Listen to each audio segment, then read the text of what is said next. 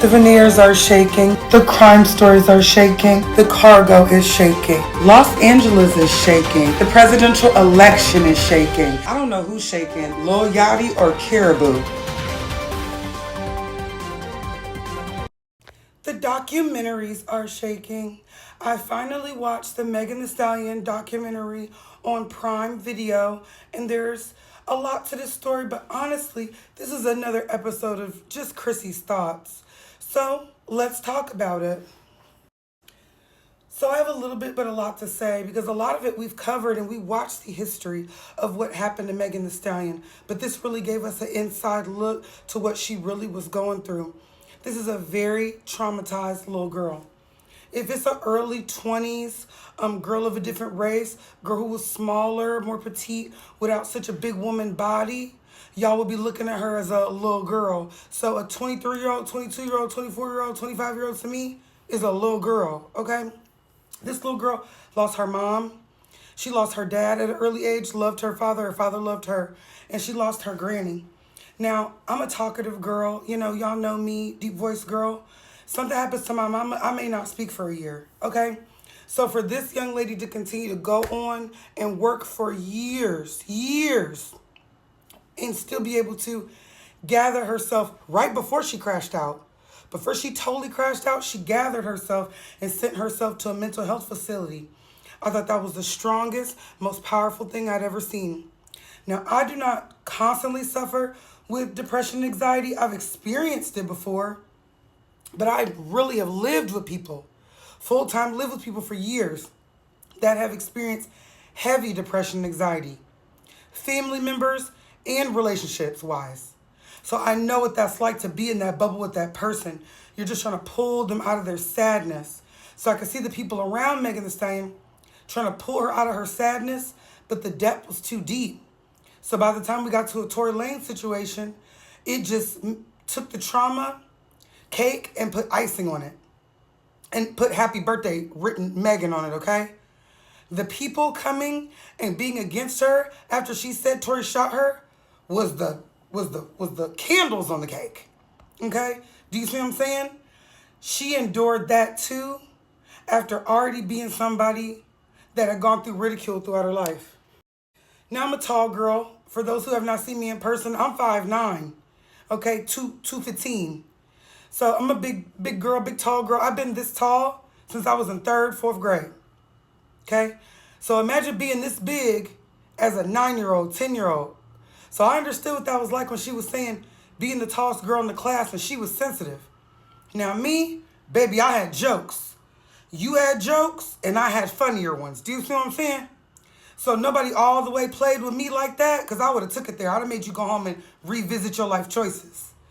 But at the same time, this is somebody who doesn't have any siblings. Nobody to, it's okay, Megan, you're that girl. Don't worry about it, sis. They hating on you. I got a little sister. So you could never try to play me. I'm somebody's big sister. She's the only child in there. A lone wolf. She's her mama and daddy only child. They've never even brought up her having like a sibling on her daddy's side. Nothing. Devastation. Her mom, passing the way she did with a brain tumor that she didn't even know about at first and then be snatched from this world. I feel like when her mama passed away, all she did was protect her in ways that she couldn't understand. Her mama went in and moved the chips and cards around because at first she was with Kelsey right when her mama passed away. And when it comes to the Kelsey situation, I actually feel mad at both of them. I'm mad at both of them. Megan, you shouldn't have been screwing behind your friend. But I've said before, they screwed behind each other because they was in there having menages. And I feel like the lines got blurred. I feel like we done messed with this dude together. We done put each other in a blender before. Now that you like this guy, you know what I mean? Why is it weird energy that we shared him?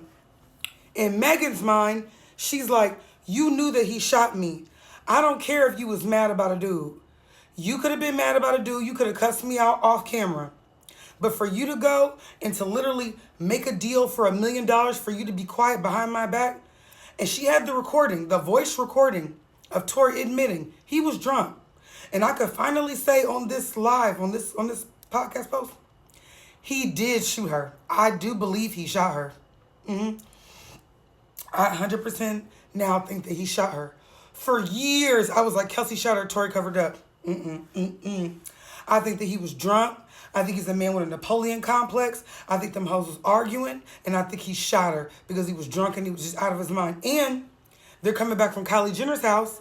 My best friend, Crystal Page, / my publicist, she made a really, really, really good point, and she was like, it was probably a little bit of the blow-cane, too. Coming from Kylie, I know they had schlocaine everywhere and plenty of drinks to go around. A little liquor, a little schmocaine.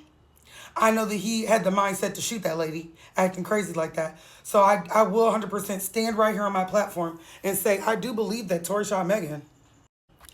I love Tory Lanez as an artist. He was one of my favorite artists. I thought that his visuals were going to reach the level of a Prince or Michael Jackson. I've always said that. Visually, he was going to get so big that it was going to be changing the way we did stuff, like Madonna type of changes. And I think that he threw it all away because of pride. Disgusting, unnecessary pride. The way that if I would have knew I shot that lady, even if everybody was on my side, I'd have laid low. Y'all wouldn't have heard mums the word from me, nothing but music. I'd have been dropping love songs with no subliminals. You out here cutting up the horse leg on the board in the back. She showed in her documentary. It said like HSG food, some kind of HSG. Like, boy, are you saying hot girl summer is for dinner? Ridiculous stuff. He buried himself. Everything that happened to Tory did to himself. In these type of situations, you do not double down. You let the fans speak for you and you lay low. You say nothing. But he let his pride put him in prison. And that's where he's going to be for a long time because of his actions.